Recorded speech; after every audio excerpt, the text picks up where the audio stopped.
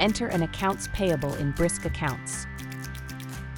Click the red Enter Account Payable button on the dashboard. Choose the account for the transaction and fill in the required details. Allocate amounts to debit and credit accounts in the Account Allocation table until they balance, then click Record to save.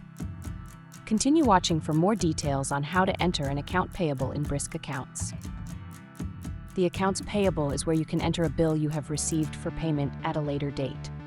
To create one, click the red Enter Account Payable button in the dashboard, or you can go to the Purchases section in the left side menu and select Enter Account Payable. First, select the account this transaction will be applied to in the Accounts Payable dropdown. Enter the date for this transaction, when it's due, and the amount. Next, enter the supplier. If it's an existing supplier, select from the drop-down list. If it's a new supplier, simply type in the supplier name and the system will save it as a new supplier record. Add an optional reference number that will appear in the Accounts Payable list and will appear in a payment made against this Accounts Payable. In Memo, add a note about this transaction that will help you identify the transaction on the journal. In the Account Allocation table, you can allocate amounts to the accounts for this entry. Click an empty row to add an account. Select an account in the drop-down, enter the amount, and choose Debit from the drop-down.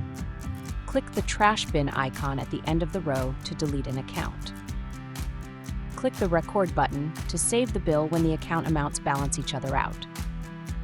If you need to make changes to an existing account payable, go to Purchases in the left-hand menu and click on View Accounts Payable. Click the payable number directly, make your changes, and click Record. To delete a record, click the trash bin icon at the end of the row. Each account payable shows its status, which is color-coded for easy tracking. If an account payable is unpaid, you'll see a clickable status label. Clicking on it will allow you to apply a payment to the account payable.